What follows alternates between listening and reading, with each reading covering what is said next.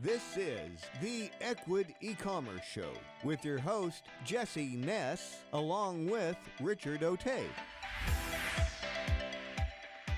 Hello, Richie. How goes it, man? It's going well. It's going well. Other than my Padres and your Twins out of the baseball, other than that. Yep. We're done with baseball. Football's hanging on by a thread as we speak. But yeah, and for people listening here, you're probably going to be getting close to, you're probably in the thick of it, like getting ready for Black Friday, Cyber Monday. So today, hopefully we're hitting you at the right time with the right message here on getting going with Google Shopping. And Richie, we've talked about Google Shopping a bunch. Like this is probably several podcasts. And I know there's a couple of you out there that listen to every one, but I know not everybody listens to every single podcast, and I'm so sad. But anyway, we're gonna bring up this topic with a different twist because there's a ton going on. Google is they're in a battle, and they're bringing out some new stuff. So I'm excited about it. And mostly we're bringing up Google Shopping not because we like to hear ourselves talk. It's like the best way for new e-commerce companies to get sales. And I wouldn't say it's the easiest. Like it's sort of, there are things you need to do to get it going. So, one, it's a great way to get sales, and two, it can be a little difficult. So this is why we keep talking about Google Shopping on some podcasts. So, anyway, let's cut through. Go ahead, Richie. I was just going to say, to add to that, if we're repeating something, we're usually repeating it for a good reason. We're repeating it because it works, or it's something that's super important and people still forget to do or might not think that it's that important. And so if you're hearing us bringing something up over and over again, it's important to do. I mean, remember when we were kids and our mom told us to eat vegetables? Like, we've come to realize like that was an important thing to do. Like, it wasn't always, yeah, you heard the same thing over and over again, but we're trying to give you things that will help your business. And, this is just definitely one of those that's highest on the list. Yeah, good point. The whole reason you're listening to this podcast, at least I hope, I don't think we're that entertaining. The reason you should be listening to this podcast is because you want to take your business forward. You want to get some sales. And this is why we keep bringing it up. This is going to be probably the best way to get sales for e-commerce. This is how the big boys are doing it. This is how you should be doing it. So, all right, let's get into some Google Shopping. Let's bring in our guest. This is Ricardo Lassa. He's the CEO of Kliken and actually a return guest. So, Ricardo, how you doing? Good. Thank you for having me. Good to see you guys again. Of course. I know. You and I speak on the phone probably every couple of weeks for calls. But for the people listening, it's probably been a year or two since we had you on. So happy to have you back. Now, we're bringing you back for several reasons, but one, you really know what's going on with Google. You talk with them way more than anybody else I know. A lot of cool stuff going on there. Let's talk about some of the new things going on with Google, I guess. Like, can you kind of fill us in on the Google My Business and Google Local world first? Sure. Yeah. So Google My Business, obviously becoming the leading platform, I would think, for local. While in the past, when you thought about local listings, you might thought of, about Yelp or, some of those platforms. Now, obviously, Google is by far the largest source of local information, right? So if you want to go to a restaurant, before, many years ago, you might have thought about Foursquare or things like that, or maybe Yelp, and now everything is Google, right? So Google is doing a fantastic job at mapping the local searches and the local intent to the Google My Business engine, and really growing it as well, to where it's not just a listing anymore. Like before, it was just kind of like a listing, like a very simple thing. But now, you can actually have offers in there, actually directly tied with Equid and your customers.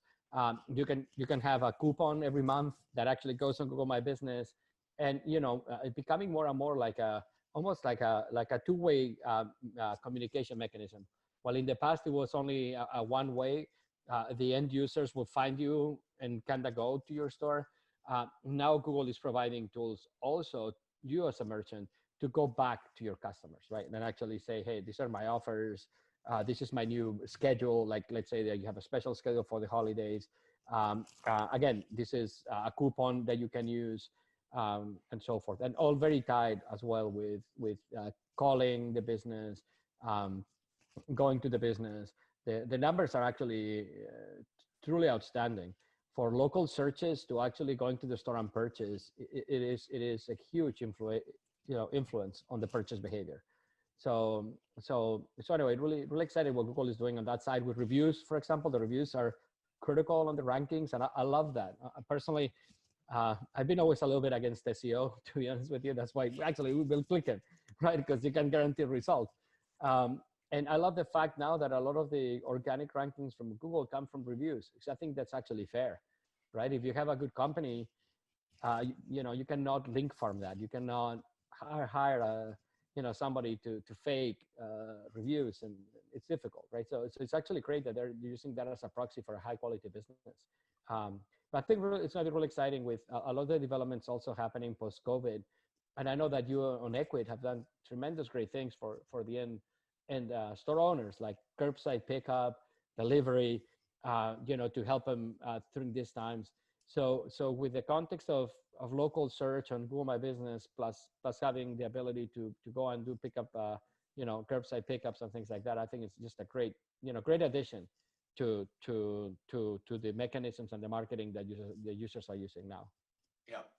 Yeah. Actually, that's kind of an extra tip for everybody too. Like, don't ignore that Google My Business. Like, you can edit that, you can set it up, you can have reviews there. And I've been seeing a ton of Google commercials for like Google helping small businesses. And when you see these commercials, and they're getting heavy rotation in, football and baseball. I guess it's the only time I really see commercials, but that's Google My Business. When they see like find businesses near me and they show the little curbside pickup stuff. So everybody who's listening, that's Google My Business. You have to claim that. It does connect to your store. And so just kind of a little extra tip here from our Google connection, Ricardo. And then I wanted to there's this other term out there, Google Surfaces. I sort of understand it, but maybe you can kind of shed some light into it. Like what the heck is Google Surfaces? Sure. So another great initiative that Google has pushed out because of COVID, and they really are doing a lot of things with having the small businesses' best interest at heart and really helping, was opening up the Google shopping engine. In the past was all paid advertising, basically, like all the ads that showed up on Google Shopping were all paid. But through this new program that Google announced in April about free listings and getting traffic on both Google Surfaces and then the shopping tab, now they allow companies to actually get organic traffic, basically non-paid traffic in both Surfaces and the shopping tab.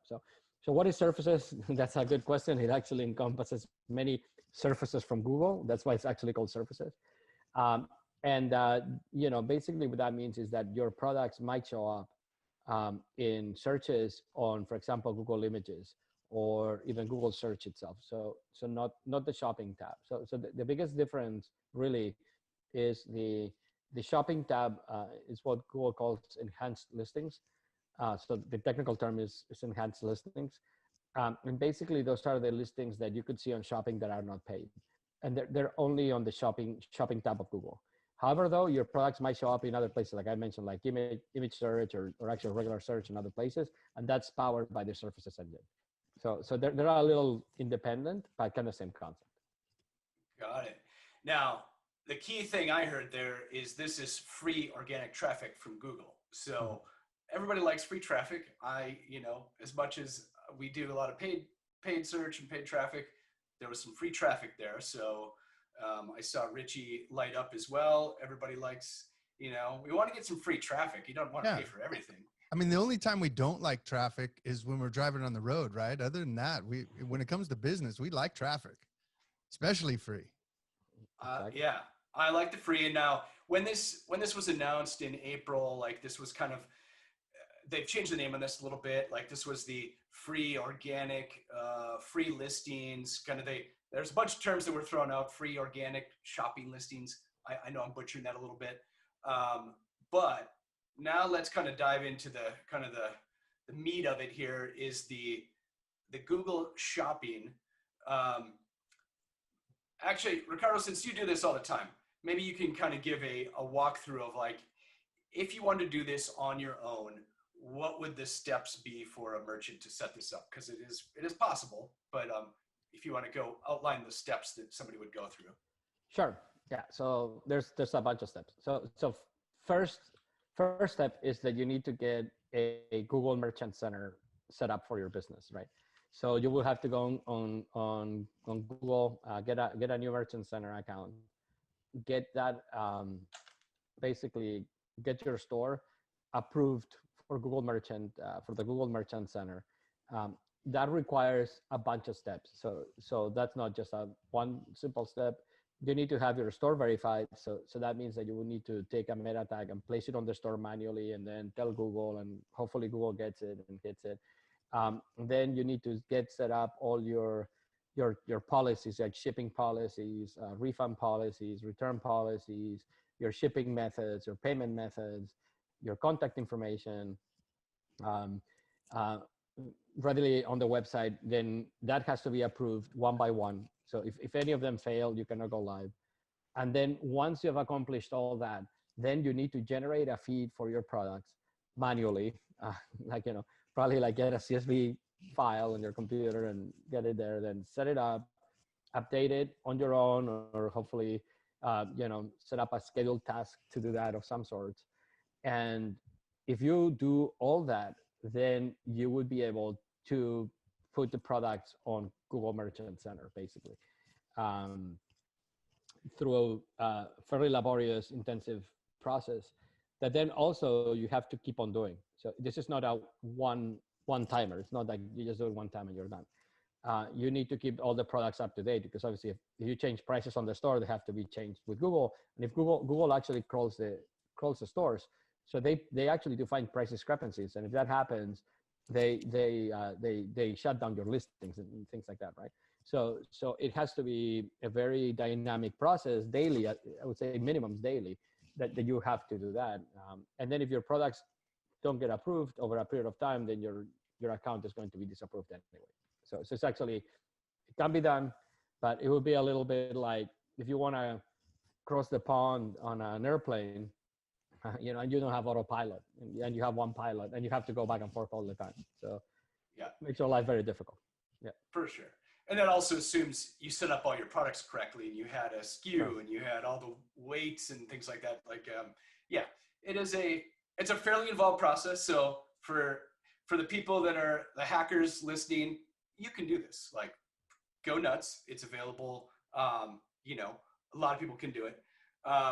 Now, Ricardo, I know I'm going to lead you in here. There must be a better way, though. What can people that heard that list and said, I really don't want to do that, what do we have for them? Yep. So we did a beautiful integration between Google, Ecwid, and Kliken to make that basically seamless, right? Okay. So you basically select through a very simple step in the UI. You select, your store categories, the products that you want to be shipped to Google Shopping, and literally in no time, it takes the customers like less than 10 minutes to set it up. Then we hold your hand by your hand all the way to get it live. So we generate the Merchant Center automatically. We claim it automatically. We take a look at all the inventory, make sure it has all the proper attributes. If they don't, we surface it. If once you actually when we submit to Google Shopping, if there's any issues with your store, let's say that you're missing a refund policy, we surface it, we send you emails about it. Hey, you're missing a refund policy. This is how you get it up and running. And then once we guide the customer through the whole process of doing this, and the shop is live, then they start getting traffic from Google for free, depending on what regions in the world they are. Actually, the US right now is actually driving more traffic than other places, but towards the end of the year, it's going to be everywhere. And then all the inventory management going forward is fully automated. So that's a great thing about the deep integration we have with Ecwid, right? If you change your inventory in the store, we know, and we push it to Google. If you run out of inventory, so like some products you're done, then we take them out so they're not on Google listings. So we actually keep that all in sync automatically daily. So it completely automates all that. And then finally, if you want to do search, like we actually want to buy ads, like shopping ads and search ads, you can do it also in the same, once you're approved in Google Shopping, it literally it's just a 10-minute process to say, okay, I want these categories on shopping ads and smart shopping campaigns, and they go, and it's an incredibly powerful combination of free organic traffic and paid, really smart AI-driven traffic to maximize the the sales that you're getting from Google. So we simplify everything. We built a great integration between all the teams, and happy to bring it to the Ecwid customers. So correct me if I'm wrong here, but it sounds like, reading between the lines, you didn't actually say it, but you help people get approved too, and you're letting them know, like when you said, hey, you need a refund policy or you need this. So you're helping them through the approval process. And then as they make changes to their business, there's nothing new that they have to do. Your software or your API is going to help fix that, and it'll correct it in the Google Shopping. Correct. Yeah. So especially when it comes to inventory.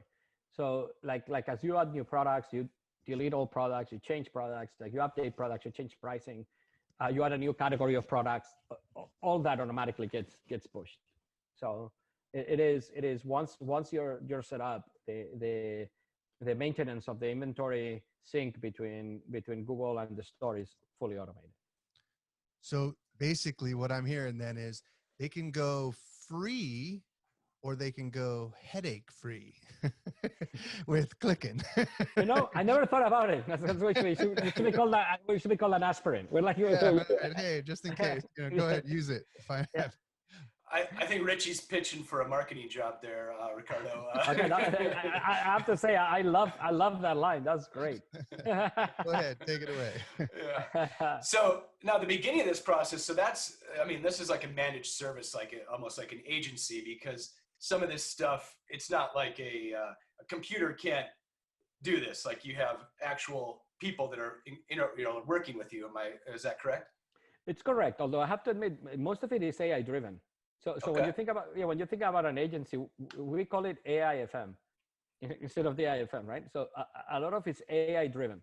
Okay. A lot of the massaging of the data is AI driven. With that said, we have support, and especially on the onboarding process, for sure there, Jesse, it's a little bit like a managed onboarding, right? If you have any issues, we have support. We can help you navigate all that. We email you, we talk to you, you have a phone number you can call. And then once you set everything up, that's why I'm saying it's a little bit like AI driven. That's where the AI takes over, and then it really manages everything automatically. And that's why we can keep the prices so low and so competitive, because the heavy lifting post onboarding is all done through software. Got it. So how much does it cost for the service? It's the whopping $10 a month. Okay. All right. The price of a beer. Yeah, pretty much is now. Yeah. So, okay. And that's what I meant. Early on, it's a managed service because there's a lot of back and forth to get it going. And then after that, it's a little more automated and AI driven. So correct. Yeah. Got it. Okay. All right. Well, yeah, it makes a lot of sense. I have set these things up before. I would gladly pay $10 a month to take care of that headache. Yes, it can be very painful. Okay, so got it. So you get this set up. Let's pretend. How long does it take to get set up on average to get you live on Google Shopping? What's the time frame there? Well, if you're doing it by hand, it's probably like a long time. It's very complex. with us, it's between 5 business days to 10 business days. Depending on, if you already have pretty much everything you need, like if you have the return policies and things like that, it takes about 5 days to review and get the process done. If you don't, then it takes 10. And obviously it depends a little bit on the store owner themselves, because if you need a refund policy, well, they have to put one up, right? So they have to be motivated to do that. But yeah, I would say the average is between 5 to 10 business days. Okay. Yeah, it makes sense. If you tell somebody, hey, you have to post this information on your site, and they don't do it, well, it's going to take a little longer, Exactly. Yeah, makes sense. So, okay, so somebody goes through the process. They're on it. They get going in 5 days, a little bit more, whatever. If they have some problems, then what's the process? So, right, like maybe do people usually try to see what they can get from free traffic first?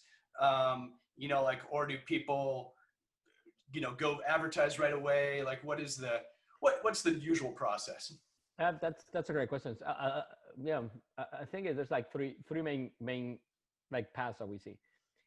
One is the organic traffic path, where they go and they buy, they get on Google Shopping, and then they start seeing some visits and sales and so forth.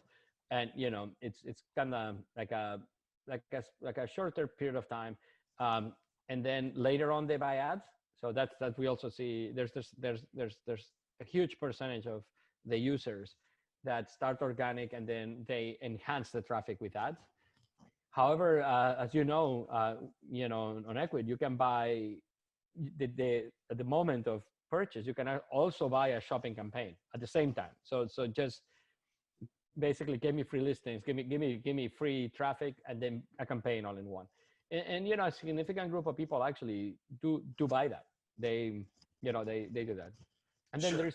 there's like another group that's a little bit more, it's a little bit different. So they try to go on Google Shopping, but they don't qualify, right? And you don't qualify, and there's many reasons why you might not qualify. So for example, you cannot sell services on Google Shopping.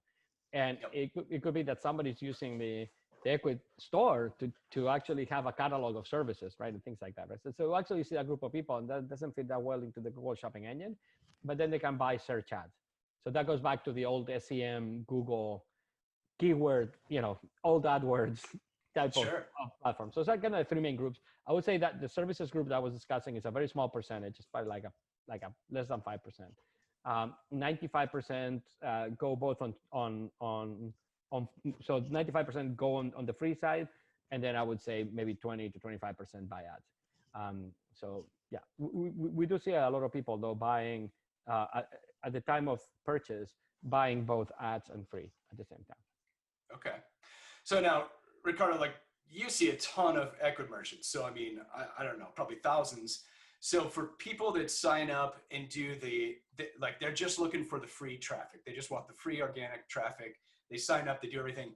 What kind of numbers are you seeing on like, I mean, and I'm sure it depends on a million different things, but on average, what are people seeing for like clicks per month from the Google Shopping tab? Yeah, sure. So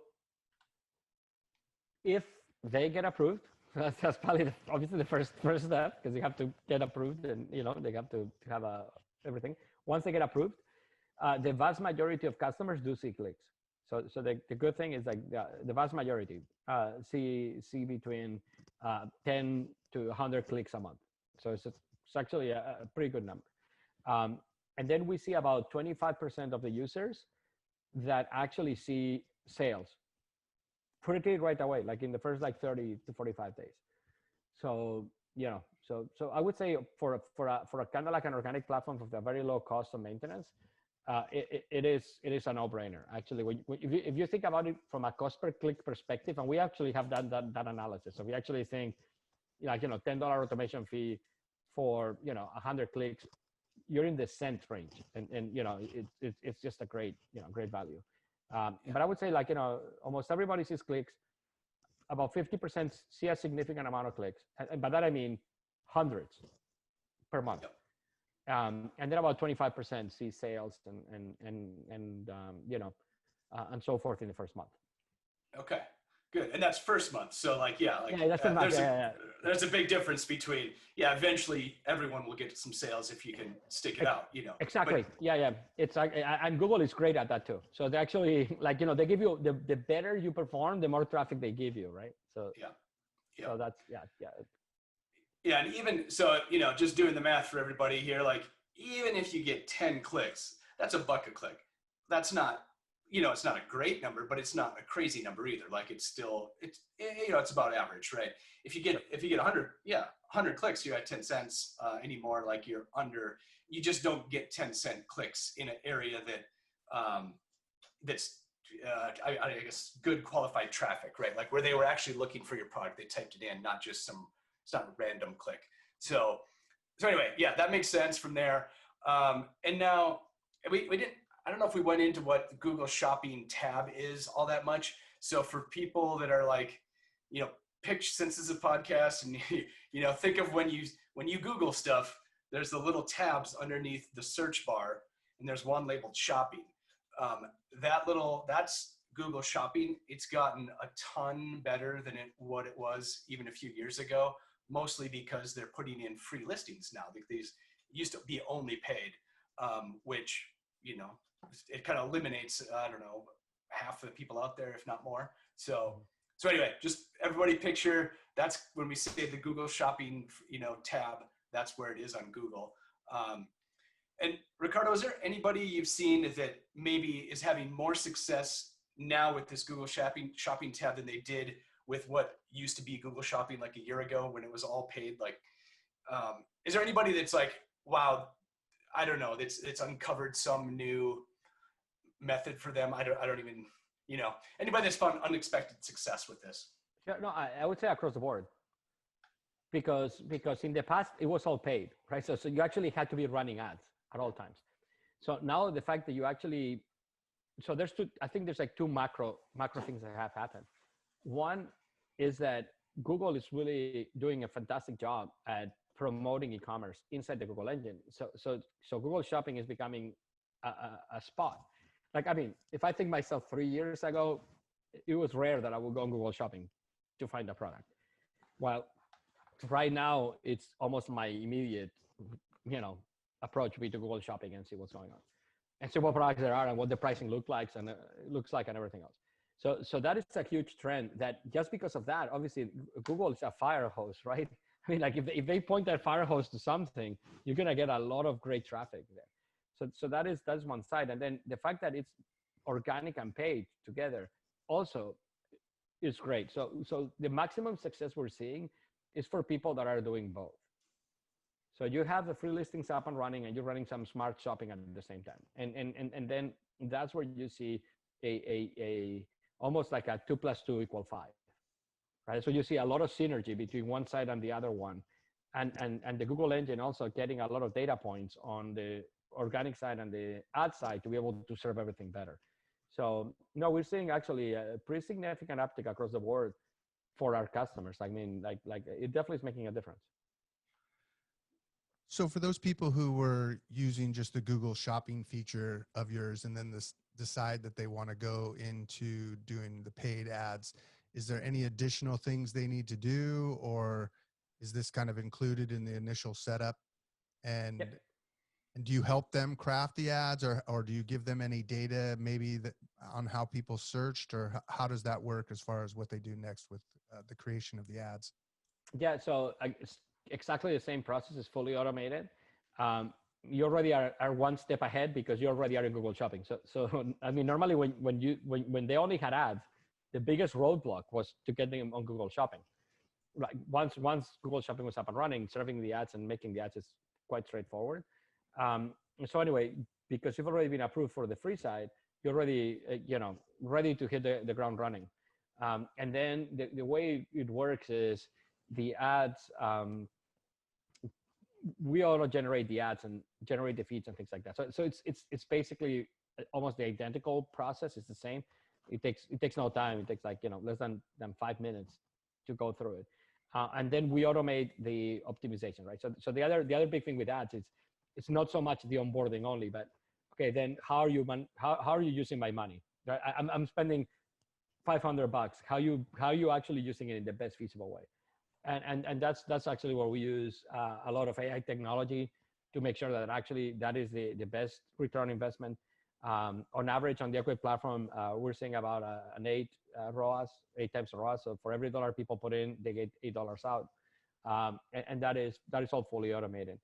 The next iteration of a platform that we're building right now, we actually call it Store AI, because it puts a brain on the store, and that does a little bit where we're talking about, Richie. That actually now not only allows you to market, but tells you what you should be marketing in to maximize your output.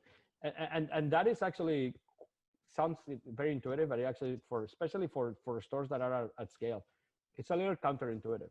Because when you think, okay, so you have a lot of products and you have 20% are selling great, and 50% are selling okay, and then 30% are not really selling. If you were going to deploy marketing, what is your best marginal return, right? I mean, do you put money behind the ones that are selling great? Do you put money behind the ones in the middle, or you put money in the ones that never see any traffic at all? And actually, like you're not rotating the inventory, right?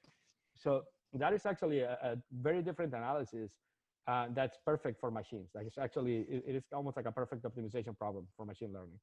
So that's where we're going, to be able to actually recommend not only to the campaigns, but say, hey, you should be putting, for example, we call it dark side of the moon campaigns, because they're products that never see any traffic. So then you don't know if they're good or bad. They never see traffic. So you don't know if you can sell these products or not, because they actually never get traffic. Yeah. So you should do a discovery campaign on those products only, and see how well they perform, and then decide what bucket they go into and things like that. So that's coming this year. That's 2021. That's the beauty of having it connected, and using the AI. Is I used to think about that when I ran some retail stores for a while, ways back, and I used to always think like the difference with digital and a retail store is you would have to completely reconfigure the store. But I would think, let's just say, for instance, Coca-Cola and Pepsi are in the middle aisle. It's at eye level because everyone wants to buy that. And it's like, well, Coca-Cola and Pepsi also have a lot of marketing dollars, and people will look for Coca-Cola and Pepsi. Like, what if you put something else that didn't have that exact placement for that? So this is a beautiful way to test it and figure it out probably pretty quickly using the AI too. Sure. Yeah, we're super excited about it. I think it's going to be a tremendous step forward in marketing. Yep. And for people listening that are, if you're doing advertising, you know that there's AI is kind of taking over on the Google and Facebook ads. So while yes, you can do that yourself, AI is kind of taking over, but like you don't necessarily know what products, as Ricardo was saying, like the products that aren't selling well, you're going to ignore those. You're not even going to put those out there to let Google's AI take over. So it is helpful to have, you need help right now to advertise. Like I'll just say it that way. Like, even though that's what I do for a living, I know that I'm basically teeing up the AI to do the heavy lifting for me. I'm just kind of, I'm feeding the information to the AI. So this is kind of doing the same thing. And that number, 8 ROAS, if you don't know what that means, that's a good number. I'll just say it that way. Like it's good. Usually that's the average. Yeah, if that's the average, because usually, people are usually happy to get 4, right? So you spend $1 to get 4 back, and then that's usually, what's that, a 25? That's 25% of your margin right there, if I'm doing the math right. But when you get an 8 ROAS, then there's a lot of money left over for you for profit, which is kind of the whole point here. You're not just selling to get your money back. So anyway, 8 ROAS, good. AI, good. It is a very simple thing to sign up there. Ricardo, I was also wondering about like kind of on these other products or verticals, there's some products on the low end that maybe they can't really afford advertising. Are they seeing some success now with free listings? Like if you have a product that's $4 or something like that, it's going to be pretty tough to advertise and make a profit. But like, are they doing better on free listings right now? Have you seen anything like that or anything surprising. yeah, I mean, yeah, we see obviously like the thing with free listings is that you get traffic regardless, right? So and it's free if it qualifies, if there are searches. So it, it really makes those low margin products probably much easier to sell and to make some money on them. With that said, I mean, I think an overall merchandising strategy that we see across the board, and you guys, I'm sure, have seen it like everywhere as well, is when you have some of those $4 products or really cheap products, you just bundle them a little, right? So like now your price per order is like, you bundle four for $10 or something. So now you're actually selling a $10 one shot, and hopefully you're getting there. But that's an interesting question. We've been actually working a lot on that side of it, on the Store AI part. Margins are directly related to the marketing strategy. So like if you have high volume, low margin items, right, you should treat that marketing campaign differently than a low volume, high margin. And then how you actually think about what marketing to deploy towards those. So that's actually, it's at the true heart of what we're doing with Store AI. Got it. Yeah, pretty exciting to see that roll out, just because I've seen it. Like if you have some expensive products, some cheap products, like right now, if you're doing it yourself, the answer would be block all those low margin product, all those low dollar products from being seen at all, because you don't want to pay for the clicks, Correct. But if you had some help, you had some AI on your side, there are ways to market those and merchandise those. So yeah. Sure. Yeah, because with automation, I'm really excited to see how this develops. Yeah, I mean, so a way to think about it is this. If let's say that you're spending $500, right, and you have all your products, you're gonna do exactly what you're saying. You're gonna say, well, I mean, I'm gonna take all these products. I'm not gonna even try this.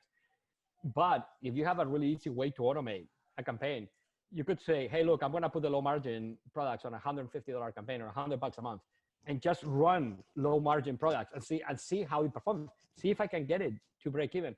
Because that's the other thing that you never know. Like the sense is like people, since nobody's advertising them, the auctions might actually be inexpensive, and suddenly you advertise them very effectively on their own.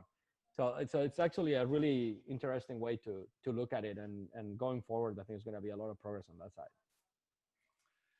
Very cool. Richie, we're getting close to our time here. Any last questions you'd like to ask?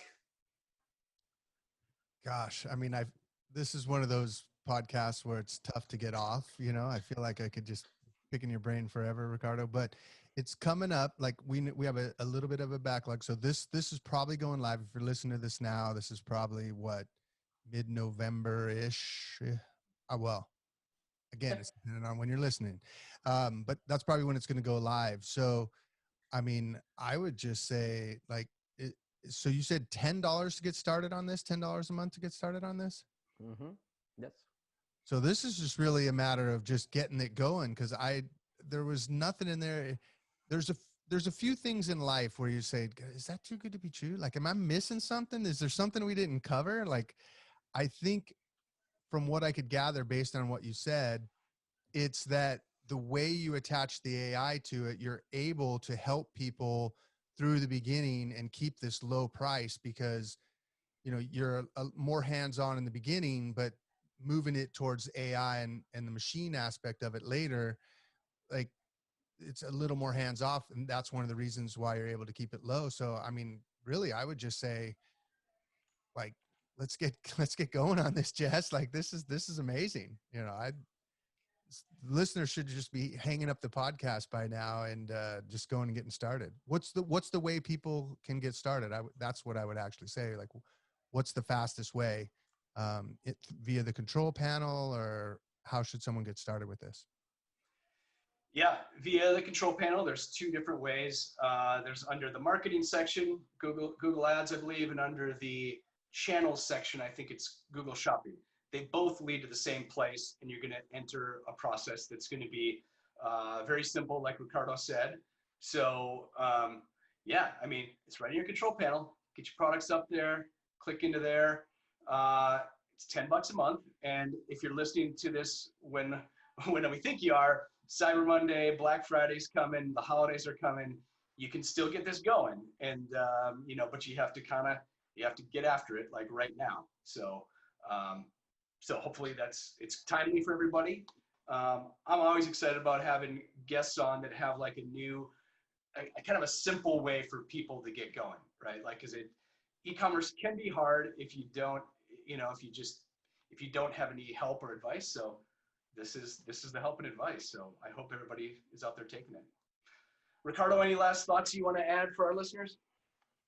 No, super excited to be doing this and having jointly thousands and thousands of customers on the platform and seeing the success we're seeing for our customers and Equid. It's the most rewarding thing for me, honestly. Like we built this to make small business successful, and it's super exciting to see that it works, and just hope that we can bring more to the party, right? So do the same thing for other platforms and bring more AI to simplify things. But I've been always loving the collaboration between Equid and Kliken, and just excellent. So really excited. Thank you for having me. It's been great. All right, Ricardo, thanks for being on the show. Richie, thanks as always. For anybody out there listening, you know where to go. Get in the control panel, get out there, and make it happen. Bye-bye, everybody. All right, good stuff, everybody. Hold on.